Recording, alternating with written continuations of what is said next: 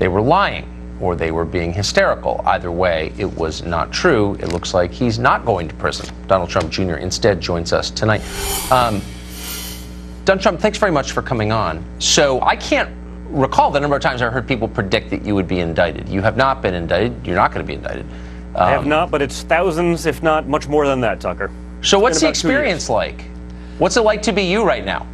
Listen, it feels great. I mean, because I was a big part of all of this going on. I'm the one that took the daily incoming, the nonsense. Now, at the same time, I'm also the person that was actually there, that was actually in the room. So I understand everything that went into it. I realized we didn't do anything wrong. Certainly, when you look at what the other side was doing, you realize that it was them, in fact, colluding, not us.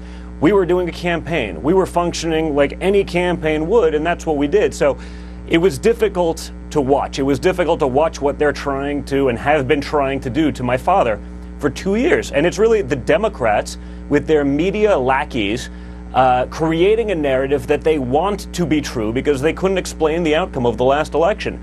My father won. He was able to speak to the American people. He's been able to move the needle for them in a way that Barack Obama couldn't come close to doing. But by the way, it's not just a partisan issue. Bush couldn't have done it either. My father's done incredible things. He's done things for working class Americans. You have all-time low African American unemployment, all-time low Hispanic unemployment, all-time low female unemployment. And he's doing that with this bubble around him for 2 years. Think of what he could do without that noise.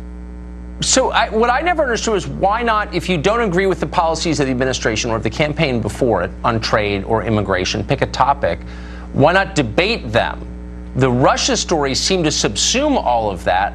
No one was talking about the details of any policy. Some policies weren't even being affected as a result of it, weren't getting done. Why not have like a conventional political debate?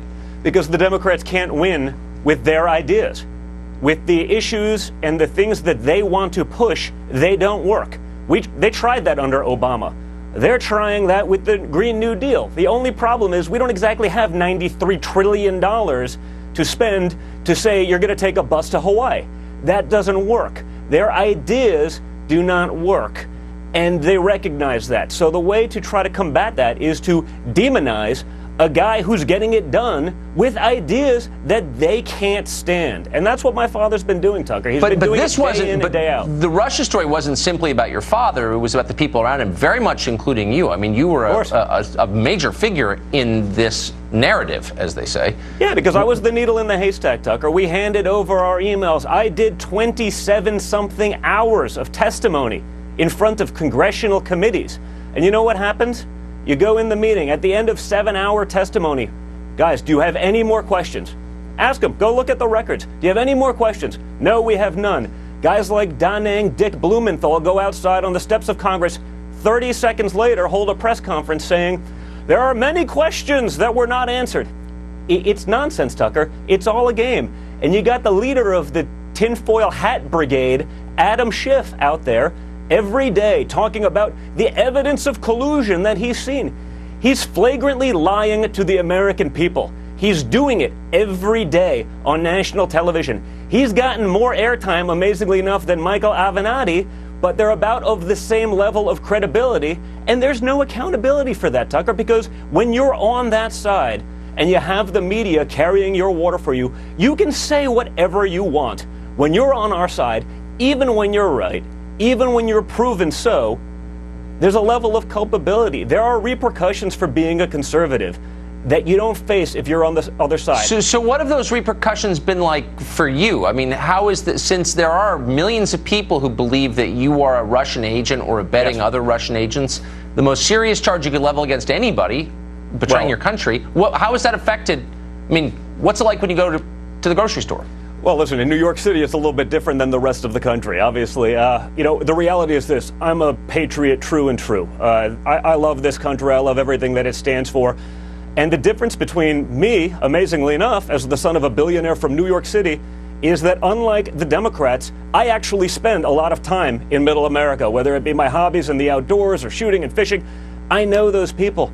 Guess how many of them have even asked about Russia? Zero. Because they know that it's nonsense. And this is the media's classic move. They take the narrative that they understand in their little New York and D.C. bubbles, and they try to sell that to the rest of the country. But the rest of the country gets it. You know what they see? They see manufacturing jobs coming back to this country. They see their wages rising for the first time in decades. They see the stock market and their 401ks at all-time highs. They see all-time low unemployment. What is the Democrat platform is do the opposite of anything that Donald Trump has done. If Donald Trump came out today in favor of oxygen, the left would be against it. Do they really want to reverse the successes that we have seen? Do they really want to reverse all-time low unemployment numbers for all the minorities listed? Well, so can that conversation, I mean, can we begin the conversation about policy now? And what happens since, I mean, presumably at some point they're going to acknowledge reality, which is Mueller cleared the administration of collusion charges. So well, I what doubt happens they do now? That. I doubt they ever do that because it's not their style. And again, there's no accountability on their side. That said, there's two things that have to happen. I think we have to look into how this all started. Okay, this didn't start with some FBI agent, a door kicker. This started with the lawyer bureaucrats at the top of the FBI working with Hillary Clinton, Fusion GPS, Christopher Steele, Peter Strzok. Those people need to be looked into. This was the greatest farce ever perpetrated on our democracy. It's a disgrace, and it's a stain on our Constitution. We have to fix that. Then, what I'd like us all to get together. Let's start working. How about we pass some bills for infrastructure? Why don't the Democrats get together with the Republicans and my father and actually start doing and continuing the amazing things that my father has been doing for the American people? That's what I'd like to see. Yeah.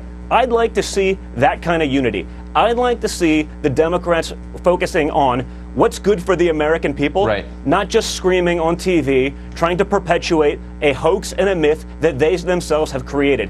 Because the media and the Democrats have no credibility right now. The Adam Schiffs of the world have no credibility right now. And it's going to take years for them to gain that back if they don't try to actually do something to effectuate change and to get things moving for the American people. Again, my father did amazing things with all of this stuff going on, with this cloud over his head. Imagine what he could do if you let him do his thing. They may want to sit this one out.